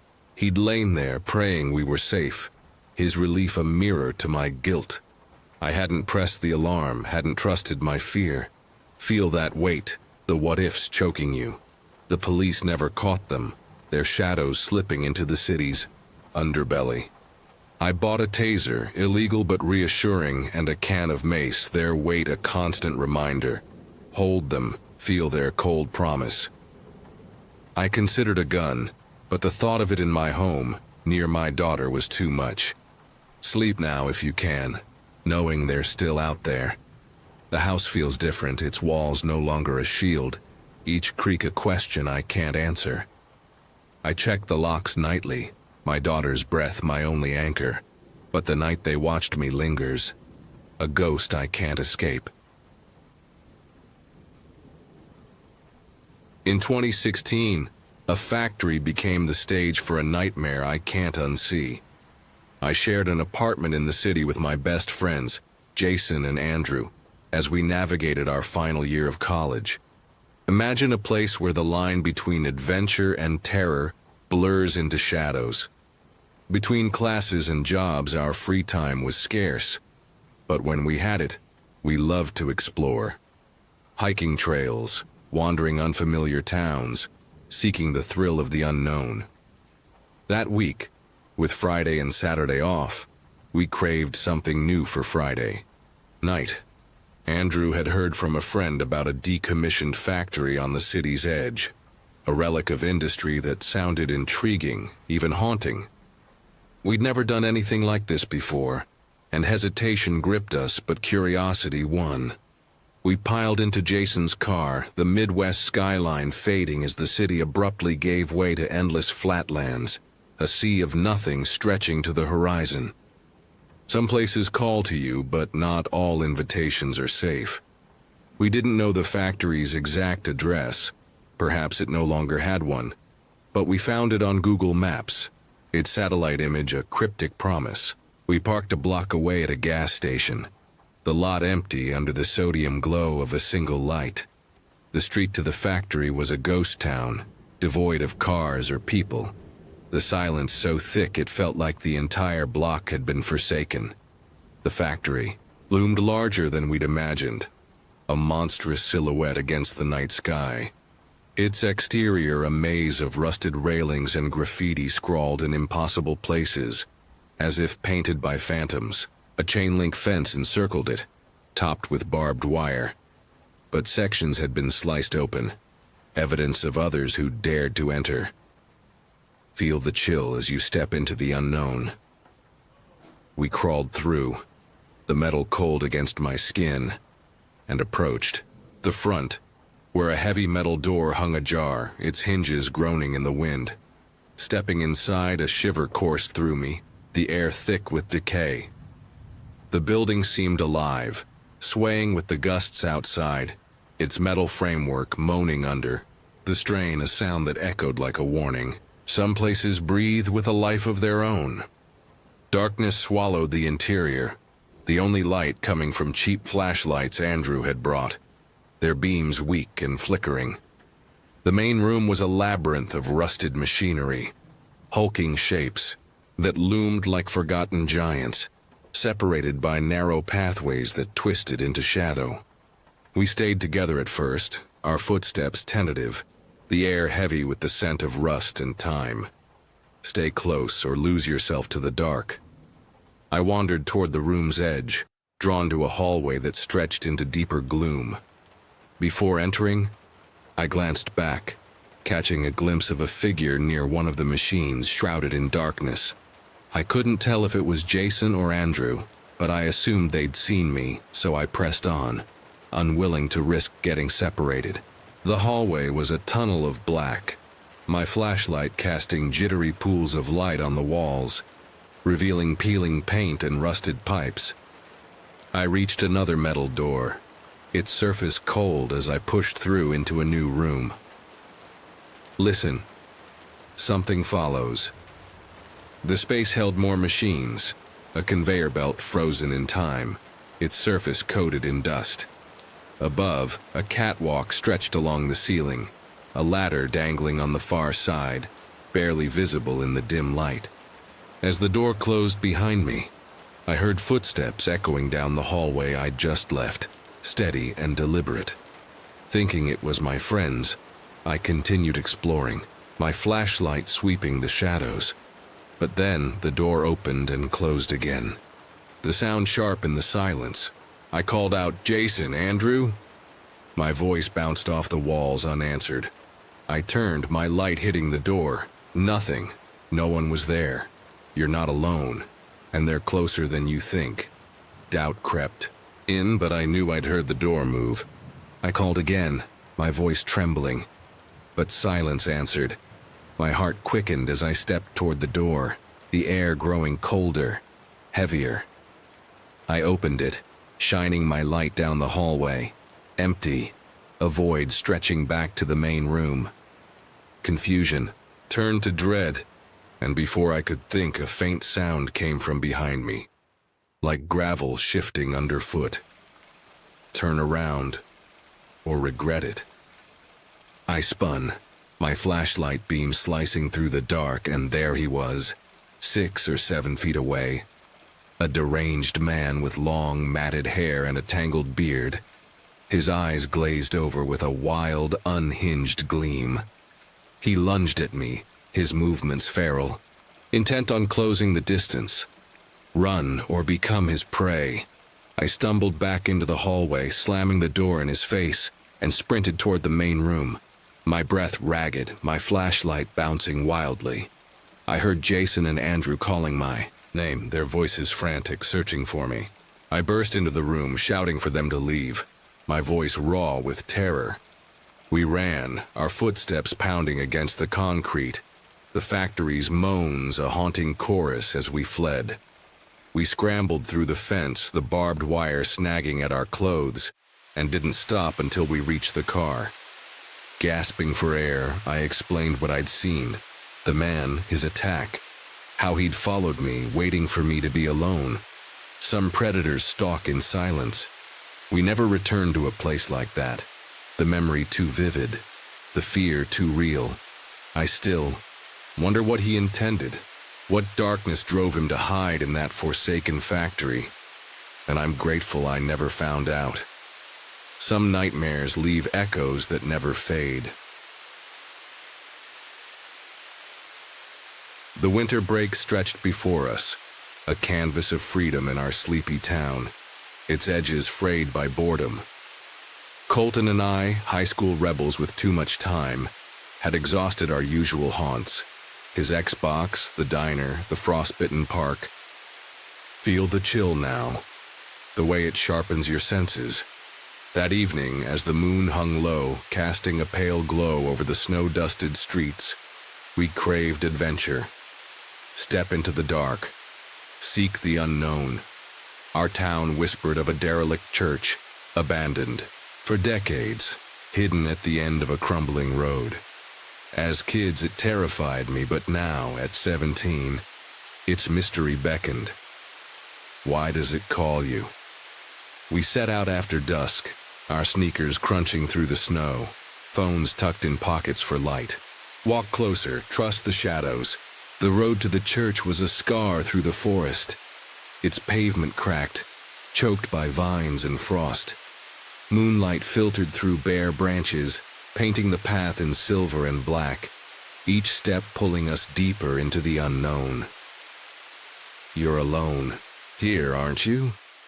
The trees closed in, their whispers blending with the wind until the street behind vanished, swallowed by the night. Ahead, the church loomed, its spire a jagged tooth against the sky.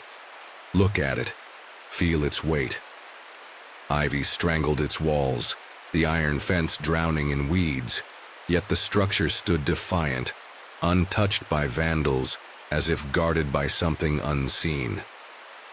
We slipped through a broken fence, the metal groaning under our weight. Move quietly. Don't wake it. The courtyard was silent, the air heavy with the scent of damp wood and decay. The church's double doors, massive and warped, beckoned. Push them. Enter. I pressed my hand against the wood, and it yielded, scraping, crossed the stone floor with a moan that echoed into the vaulted darkness. What's inside? We paused at the threshold, our breaths shallow, the moonlight spilling across rows of pews, pristine yet ghostly, as if waiting for a congregation long gone. You're not alone. Feel it. I stepped inside, Colton close behind, our footsteps reverberating, like heartbeats in the cavernous space. Listen. Hear the echoes. The air was cold, thick with dust. The stained glass windows fractured, casting eerie patterns on the walls. What do they hide? I wandered down the aisle, my phone's flashlight carving paths through the gloom. Each pew a silent witness to forgotten. Prayers. Keep moving, don't look back. At the altar a podium stood, its wood cracked but unmarred, a relic of faith abandoned. Touch it. Feel its secrets. As I reached out, a sudden thud shattered the silence, a deep, hollow sound that rolled through the church like a warning. What was that? We froze, our flashlights darting across the shadows. Find it. See the source. The sound lingered, its origin lost in the echoes, as if the building itself had stirred. It's nothing. Keep going. Colton whispered about a side room, near the entrance, suggesting something might have fallen. Check it. Face the truth. We retraced our steps, the pews looming like sentinels, and found a door on the side wall, its hinges rusted. Open it. Step inside. I pushed it, the wood scraping, revealing a cramped room cluttered with stacked chairs and cardboard boxes, their edges softened by dust. What's here? The air was stale, heavy, as if the room held its breath. We stepped inside, our lights sweeping, the clutter when a faint sound stopped us cold. Listen. Hear it. A soft thump, then another, like footsteps on the main aisle. Deliberate, moving from the altar toward the entrance. Someone's here. My heart pounded, the beam of my flashlight trembling. Look out. See them. We peered through the door's narrow crack, the darkness beyond swallowing all but the faintest outlines. Wait. Watch. The steps grew closer, each one a pulse in the silence, until a shadow flickered across the entrance. A figure, tall and indistinct, gliding past the door. Who? Is it? The footsteps halted, and the front door groaned, closing with a final, mournful sigh. We stood paralyzed, our breaths held, the room shrinking around us. Don't move, don't breathe. Was it a person? Or something else? What did you see? Minutes stretched, each second a wait, until we could bear it no longer. Run. Escape. We burst from the room, sprinting down the aisle, the pews blurring past, the altar's shadow clawing at our backs. Don't look. Just go. We shoved through, the front doors, the cold air a shock, and didn't stop until we reached the main street, the church's silhouette fading into the trees. You're safe now, are you? The memory haunts me, sharp as the winter's bite. Feel it still, the thud, the steps, the shadow. That figure, human or not, came from the altar, where I'd stood moments before, hidden in a space with no doors, no exits. Was it watching? Was it waiting? Years later, I drive past that road, the church still standing, its windows dark, its secrets buried. What lingers there in the hollows of the night?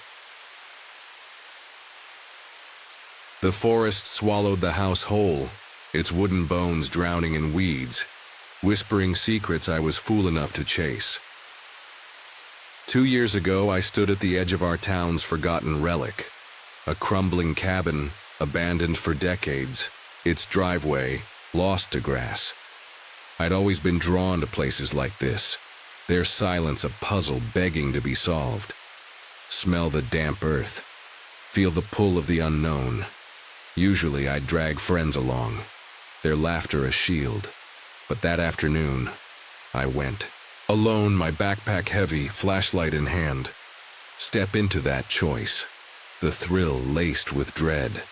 The trees closed in as I walked, their branches clawing the sky, and the house loomed ahead, its dark windows watching me, daring me to cross the threshold. The air inside was thick, sour with mildew and dust, the floor littered with relics of a life left behind. Walk through that room, see the torn sofa, the shattered frames.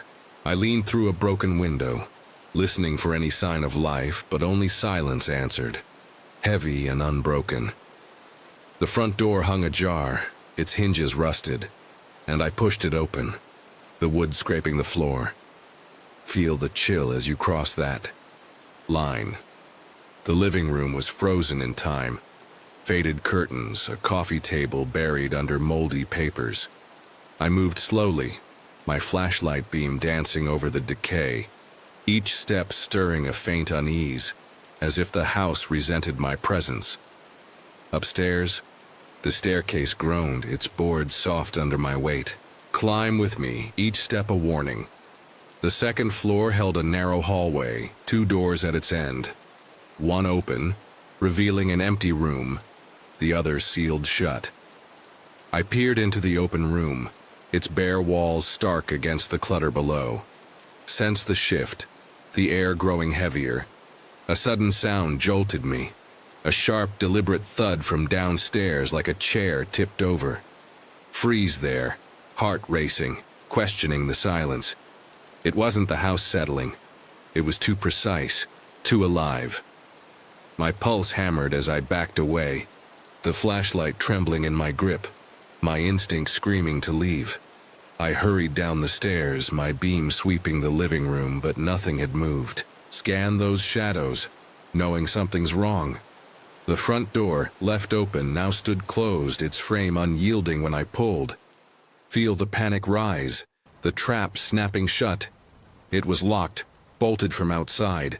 The realization a cold blade in my gut. Someone was here, had been here, their presence a weight pressing against me. Run now to the window, your only escape. I scrambled to the broken window, glass biting my palms as I climbed through, landing hard in the overgrown yard. Breathe. The night air, sharp and free, but not safe. A flicker of red and blue pierced the trees. Police cars, their lights pulsing, engines rumbling toward the house. Hide with me behind that oak, watching them approach. They weren't here for me. Their urgency spoke of something darker, something inside. I crouched low, my heart a drumbeat, as the cars tore through the grass, officers spilling out, their Voices clipped, weapons drawn. See their beams cut the dark, searching for what you fled. I slipped away, weaving through the forest, my flashlight off, the night swallowing my tracks. Feel the weight of what you left behind, the house still, holding its truth. I never learned who was in there or what drew the police that night. Lie awake, wondering, the silence louder than ever. The house sits untouched, its secrets buried, but I see it in my dreams. Its locked door, its watching windows, a cage I barely escaped. Check your own doors tonight. Feel the doubt creep in. I'm lucky to be here, but the forest still calls. Its whisper a hook I can't unhear. 5 years ago, I rented a house that became a gateway to terror. At 18, I was desperate to escape my parents' home, where tension festered like a wound. Imagine a place where freedom turns into a trap, and the walls whisper death. My relationship with my parents was a battlefield. My arrogance clashed with their strictness, especially my father's unyielding rules. I love them dearly now, and we've mended our bonds, but back then the house was a storm of resentment. I bore some blame, my rebellious streak fueling the fire, but their harshness weighed heavy too. My friends, content with their families, stayed put, saving money while juggling college and jobs. But I couldn't wait, I needed out. My parents often threatened to evict me over my habits, smoking weed, sneaking drinks. And each time I tried to leave, they'd report me as a runaway. I spent nights in holding cells, their lessons leaving me unbowed but bitter. Some lessons come at a price you can't imagine. Determined to break free, I turned to Craigslist, hunting for a cheap place to call my own. A small house caught my eye, listed at $550, a steal that felt too good to be true. Feel the pull of a deal that hides darker truths. I knew there had to be a catch, but curiosity drove me to reach out. The landlord, a woman, didn't answer my call, so I left a voicemail. Soon after, a text arrived, setting a meeting that very night to view the house and discuss details. I arrived under a moonless sky, the house modest but promising, and she walked me through the terms. Everything seemed straightforward and excitement bubbled within me. I'd have a place to myself. She didn't ask for paperwork, only a small deposit I barely scraped together. She assured me I could move in the next day once I paid. The following morning, I returned, handed over the money, and received the keys. I unpacked my truck, the weight of freedom lifting my spirits, but I had errands to run and more belongings to fetch from my parents' place. Sometimes freedom blinds you to the shadows lurking nearby. I returned to the rental around 8:30 that night, the street cloaked in darkness, the air heavy with an unspoken tension. As I pulled into the driveway, my stomach twisted. Her car was still there. Sensed the unease creeping in, uninvited. I stepped inside, and there she was, Eileen, sitting on my couch, the TV casting a flickering glow across her face. "What are you doing here?" I asked, my voice sharp but cautious, confusion overriding courtesy. She turned, her eyes dull, and said, "I'll be staying here for a while until I find my own place." What kind of agreement hides such secrets? I stared, disbelief rooting me in place. Our deal never mentioned roommates, and her presence felt like a violation. "How long?" I pressed, my tone edging toward frustration. "Just a few days," she replied, her voice flat, unconvincing. Exhaustion overwhelmed my unease. I was too tired to argue, too drained to fight. I retreated to my room, locking the door behind me, a frail barrier against the stranger in my living room. At least she was elderly, over 65, I reasoned. If she tried anything, I could handle her. I collapsed onto the bed, sleep claiming me quickly, a decision I'd soon regret. Some choices lead you straight into darkness. 30 minutes later, I stirred. the faint strains of music drifting from the living room, a jarring intrusion into my rest. Listen. The night speaks in ways you don't expect. I dragged myself out of bed, the floor cold beneath my feet, and confronted her. "Can you turn it down? I'm trying to sleep," I said, my voice thick with irritation. She stared at me, her gaze empty, unblinking, before adjusting the volume slightly, offering no words.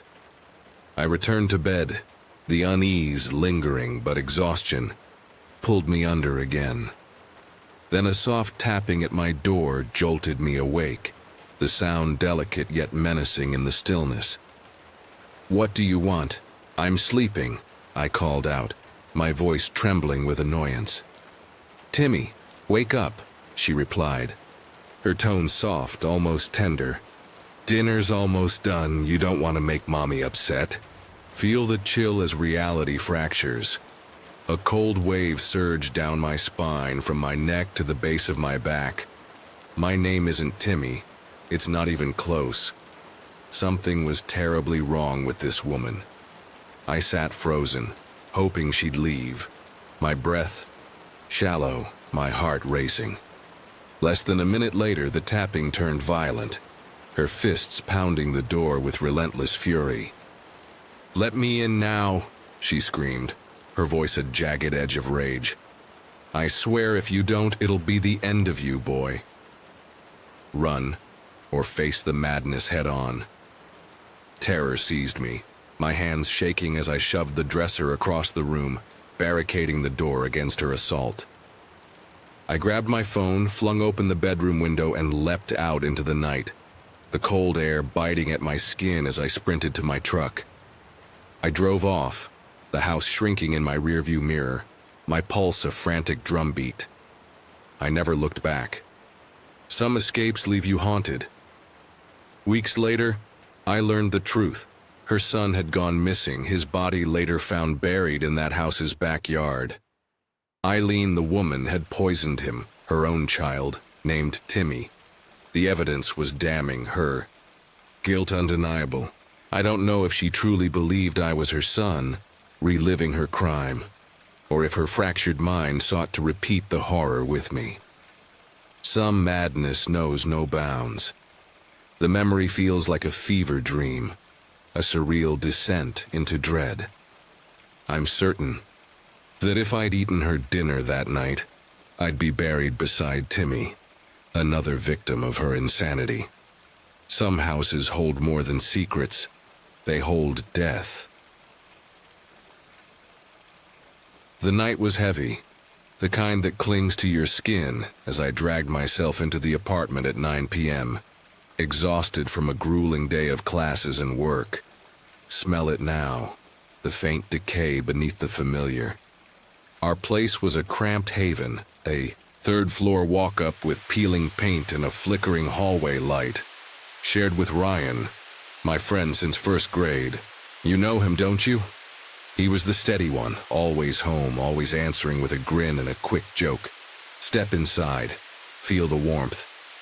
But the air hit me like a wall, thick with a rancid stench, sour and wrong, curling into my lungs. I dropped, my bag, the floorboards creaking underfoot, and called for Ryan. Listen, hear the silence. No answer. Knock. Find him.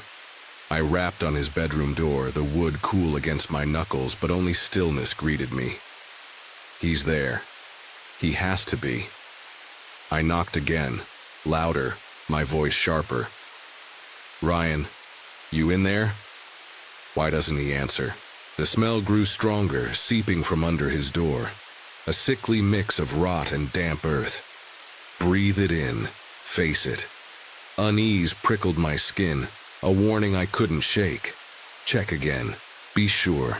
I tried his phone, calling 5, 6 times, each unanswered ring sinking my stomach deeper.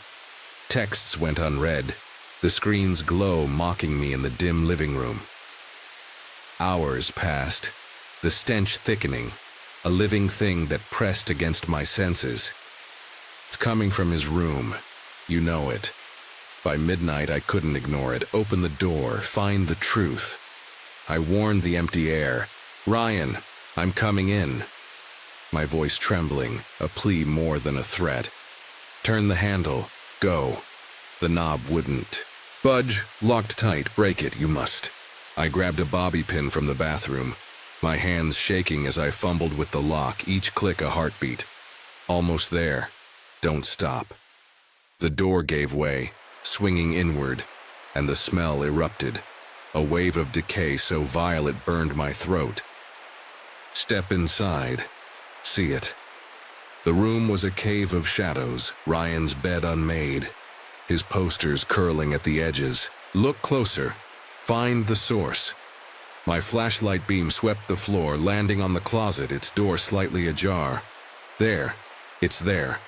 The stench poured from within. A siren call of horror. Open it. Face the nightmare. I gripped the handle, my pulse a roar, and pulled. What's inside? A garbage bag slumped in the corner, its plastic torn, revealing a protruding limb. Pale, matted with fur, crawling with maggots. No. It can't be. My stomach lurched, bile rising as I staggered back. It's real. It's here. The leg was canine, a pit bull's, its flesh battered, the head nearly severed, a brutal testament to violence, call them. Do it now.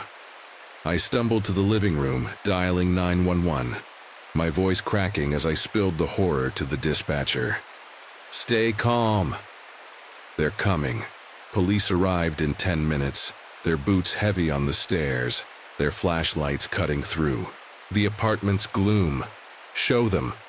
Let them see. They entered Ryan's room, their faces hardening as they confirmed the worst. A pit bull beaten to death, its body left to rot for weeks. He did this. Your friend. I watched, numb, as they bagged the remains, the sight searing into my mind. A dog, loyal and broken, betrayed by hands I'd trusted. Why, Ryan? How could you? They waited for Ryan, but he never came. He's gone. New. The police left, urging me to call if he appeared, but I couldn't stay. Leave. Escape this place. I packed my things the next day, breaking the lease, the apartment's walls closing in like a tomb. You can't stay. You know why. Ryan vanished. A ghost in the town's whispers, some saying he was missing, others that he fled. He's out, there, hiding. A warrant was issued, but I didn't care. He's not your friend. He never was. The betrayal cut deeper than the horror, a wound that festers still. I see that bag in my dreams, the leg, the maggots, Ryan's empty room. Feel it now, the rot, the betrayal. How long had he hidden this? What else did he do? The boy I grew up with, the one who shared my secrets, was a stranger, his heart a void. What if you'd waited? What if he'd turned on you? I left that apartment. But the stench follows me, a reminder that evil can live in the places we call home. Is he watching? Will you ever know? The key turned in the lock, a sound that promised freedom, but my new apartment already felt like a cage. I was 18, fresh out of high school. My savings poured into this one-bedroom haven downtown. Smell the fresh paint, feel the thrill of independence. I dreamed of solitude, a space to breathe after years of chaos, but that dream soured fast. Aaron and Rob, old friends from school, knocked on my door days after I moved in, their grins too wide, their bags too heavy. Sense the shift, the moment trust begins to crack. I let them in, my heart open, unaware their laughter hit a darkness that would turn my home into a battlefield, their shadows lingering long after the locks changed. The apartment was my prize, a small square of freedom near the grocery store, the park, everything I needed. Walk those halls with me, the walls still bare, the future bright. I was debt-free, my car paid off, life a blank canvas. Aaron and Rob lived 2 floors up, their visits frequent, their energy a whirlwind I couldn't match. Feel their presence, loud, unyielding. At first it was fun. Pizza nights, video games, the buzz of youth. But soon, their visits stretched. Their bags left in corners, their voices drowning my quiet. Notice the clutter, how it creeps in. I'm an introvert, craving silence, but my home became their playground. Their laughter a weight I couldn't shake. Days turned to weeks, and I learned the truth. Lean closer, hear their confession. They'd been evicted, their apartment lost, to unpaid rent. Just a couple of weeks? Aaron pleaded, his eyes soft, Rob nodding beside him. Feel your heart tug, the pull of pity. I agreed. My kindness a rope they'd twist around me. 2 weeks became 4, then 2 months. Their presence, a stain. See the mess, empty bottles, cigarette butts, strangers sprawling on my couch. They partied nightly, music shaking the walls, strangers trailing in, their eyes glinting with secrets. Smell the smoke, hear the chaos. Cops knocked twice, complaints from neighbors, my lease hanging by a thread. Stand in that noise, your patience, praying. I tried to set boundaries, my voice small against their defiance. Speak those words, feel them ignored. One night, I snapped, the bass throbbing through my skull as I tried to sleep. Storm out with me, anger burning. I kicked them out. Aaron, Rob, their leering friends, my voice raw, my hands shaking. Feel the power, then the fear. They left grumbling, the apartment silent at last. I collapsed, exhausted, the mess of their chaos mocking me.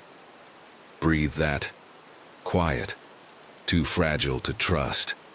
I planned to clean at dawn, but sleep took me first. The darkness a brief refuge before the nightmare returned. Morning light stung my eyes as I stumbled out, half-dressed, head pounding. Blink into that glare, see the impossible. Aaron and Rob sat on my couch, their faces blank as if they'd never left. Freeze there, heart lurching, reality bending. What are you doing here? I shouted, my voice cracking. Aaron smirked. Chill, man. We're not going anywhere. Feel the betrayal, sharp as a blade. I grabbed my phone, fingers fumbling, and dialed 911, their laughter cold behind me. Run to the door, check the lock. They'd use the spare key, might trust their weapon. Realize it now, how deep their deceit runs. I barricaded the door, shoving a chair against it, my breath ragged. Push with me, muscles straining, fear rising. Outside they pounded, their voices syrupy with false apologies. Listen to their lies. We're sorry, let us in. I ignored them, the operator's voice a lifeline as I waited, my eyes darting to the windows. Watched those panes, expecting them to shatter. The police arrived, their boots heavy, and I heard Aaron and Rob flee, their footsteps fading. Breathe that relief, but feel the shadow linger. The officers searched their bags, their faces grim as they listed the haul. Roofies, an illegal pistol, knives, a coil of rope, tools for something unspeakable. See those items, their menace a scream in the silence. I stood in my doorway, numb, as they explained. Hear the truth, cold and final. Aaron and Rob weren't just freeloaders. They'd planned something darker, my home their stage. Think about it, their hands on those tools, inches from you. I got a restraining order, changed the locks, but the apartment felt tainted, its walls echoing their laughter. Sleep there, now, if you can, knowing they were so close. I swore off drinking, the taste of those nights bitter, a reminder of my naivety. Check your own keys tonight. Feel the doubt creep in. They're gone, but their shadows remain, a lesson carved in. Fear? Trust is a door that once opened may never close again.